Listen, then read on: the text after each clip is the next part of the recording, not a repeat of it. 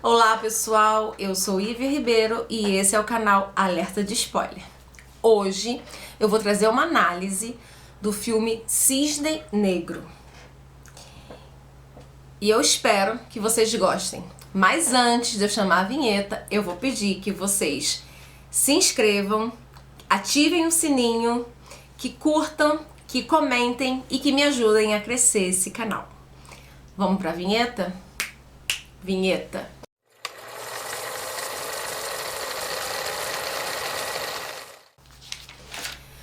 Primeiro, a história do Cisne Negro, que é do Lago dos Cisnes, começa assim: um príncipe, uma princesa, um amor, um feiticeiro que transforma a princesa num cisne branco. E o príncipe desesperadamente tenta acabar com aquele feitiço para poder viver o seu amor. Mas o feiticeiro, para que dificultasse toda a vida do príncipe e até que o fizesse o príncipe fracassar, cria o cisne negro, que é a ilusão, desse feitiço dos cisnes. Então, o cisne negro se passa pelo branco enganando o príncipe, porque ele é enfeitiçado, né? E quando o cisne branco descobre, ele simplesmente assim desvive. Agora, depois de contar a história, eu vou trazer o filme. A análise do filme. O filme é o seguinte: um corpo de balé que vai representar o Lago dos Cisnes. Ok. Existia uma bailarina e, para o diretor, essa bailarina já passou da idade da representação do cisne negro. O que ele faz? Ele troca a bailarina. E aí ele escolhe uma bailarina que não se enquadra em nada no personagem. Porém, ele faz isso para que ele possa despertar nela o que nem ela sabe que existe, que é o que Jung fala pra gente o tempo todo. Tem muita coisa no nosso inconsciente que nós não sabemos que existe e que precisa despertar, que precisa vir pro consciente para nos tornar uma pessoa melhor ou para transformar a nossa realidade, para de repente acabar com aquilo que nos atrapalha, aquela insegurança, aquele medo, aquela distorção cognitiva da nossa própria imagem. Então ela começa os ensaios, né? E óbvio que a pressão que ela sofre é muito grande mesmo, tá? E ela entra num conflito interior muito grande, sabe? Entre o inconsciente e o consciente, entre o eu e a sombra, sabe? E aí, pra ela, inconscientemente, o cisne branco é a imagem que ela quer passar para as pessoas, é a imagem da perfeição que ela quer que as pessoas tenham. Porém, ela precisa passar a imagem do cisne negro. E o cisne negro, ele é a sombra. Entendeu? Mas é essa luta, né, que vai trazer para ela toda a realidade da sua personalidade, né? E que ela pode pegar isso e co-criar, né? Sua realidade, e ela pode se repaginar, ela pode se tornar uma pessoa ainda melhor. O problema é que ela se pressiona tanto, ela se cobra tanto, que esse personagem leva ela a uma psicose absurda, porque a briga interior que existe dentro dela, a aceitação da sua sombra é tão complicado para ela, sabe? E ela fica tão fascinada por esse personagem, ela fica tão fascinada pela perfeição que ela entra em psicose. Eu posso dizer que era esquizofrenia? Não, não posso. Porque eu não posso dar diagnóstico, porque eu sou psicanalista. Eu não sou psiquiatra. Enfim, mas ela entra, né, em um dos sintomas da esquizofrenia, que é a psicose. Ela começa a distorcer totalmente a realidade da não realidade, né? É exatamente o que a história do Lago dos Cisnes faz, né? O feiticeiro, quando ele cria o cisne negro, é para realmente fazer isso, né? Distorcer a realidade. E ela começa realmente a distorcer a realidade. E durante o filme você não sabe o que é real e o que não é real. O que ela tá vivendo e o que ela tá alucinando. E aí ela começa a ter uma...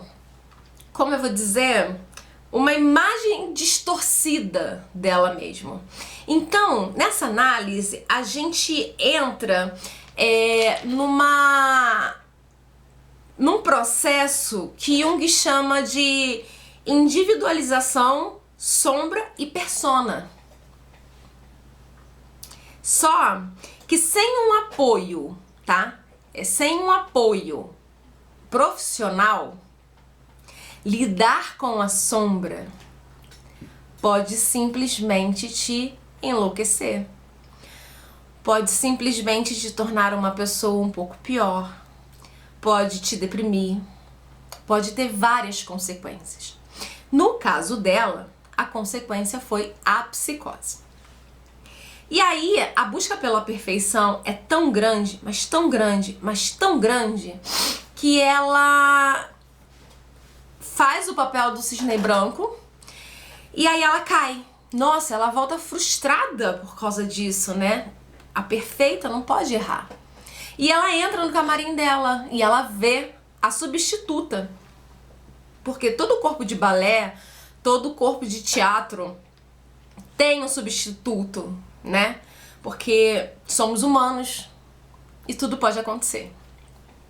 Perfeito. Aí ela vê a substituta dela já vestida de cisne negro e ela começa uma luta corporal com essa bailarina.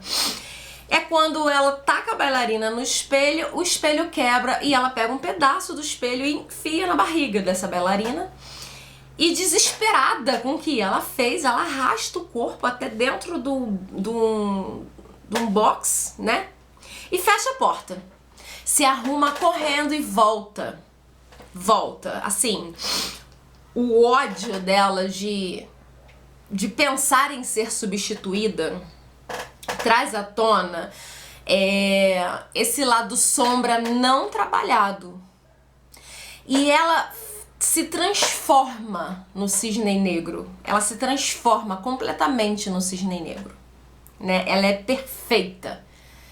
Mas ela é perfeita ali porque ela deixou-se dominar, né? Pelo sentimento de esse papel é meu e eu vou ser perfeita. Quando acaba a apresentação do cisne branco, do cisne negro, ela volta pro camarim e ela enxerga sangue escorrendo de onde ela tinha deixado o corpo. Ela coloca uma toalha e alguém bate na porta. Quando alguém bate na porta e ela abre, quem é? A bailarina substituta que ela enfiou um vidro na barriga.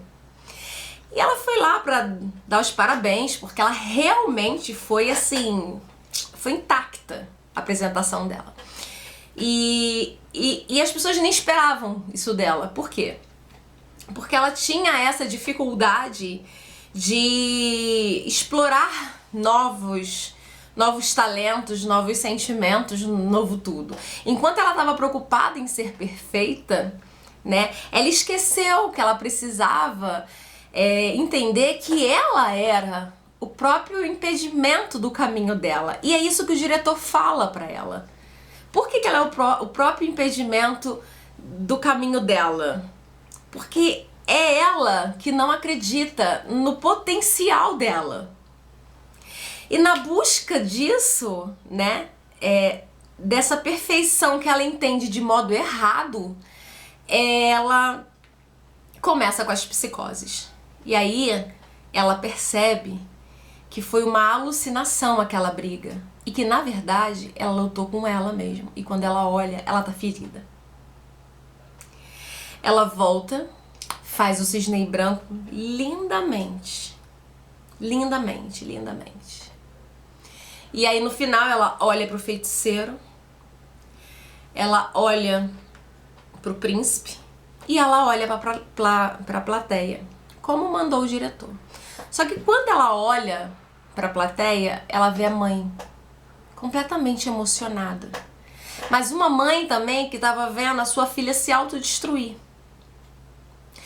E aí o personagem do Cisne Negro se joga, né, pra tirar a própria vida.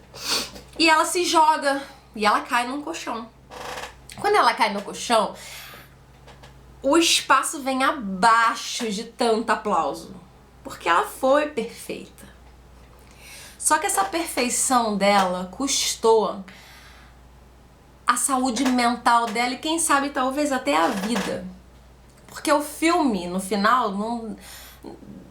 não dá a entender se ela foi ou não, sabe? O filme no final dá a entender que ela matou o Cisne Branco. E nessa, ela se autodestruiu. E aí todas as bailarinas vêm parabenizar ela, o diretor olha e fala que ela tá machucada e começa a pedir socorro. Ajuda, ajuda, ajuda, ajuda. E ela olha assim, com um olhar de satisfação pro alto, assim. Ela olha pro alto e fala: você viu? Você viu? Eu vi a perfeição. E acaba o filme.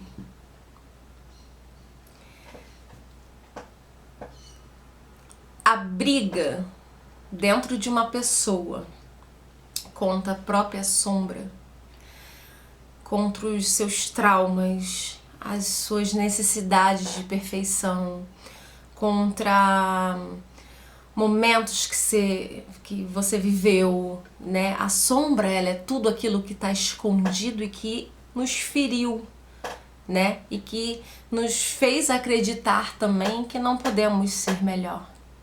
Então a sombra é aquilo que não nos deixa evoluir e que está lá no inconsciente. E quando você começa uma briga entre o eu e a sombra dentro de você, entre o consciente e o inconsciente, se você não tiver um profissional para te ajudar a organizar tudo isso, acontece o que aconteceu nesse filme. Ela entra... Assim, você pode entrar num estado de psicose muito grande. Se a pressão, por exemplo, for no seu trabalho, você pode entrar numa síndrome de burnout e a partir daí você ir de ladeira abaixo.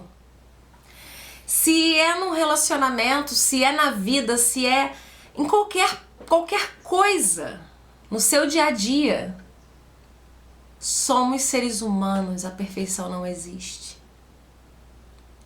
Mas há pessoas que se autoferem porque elas acreditam que ser melhor é ser perfeito.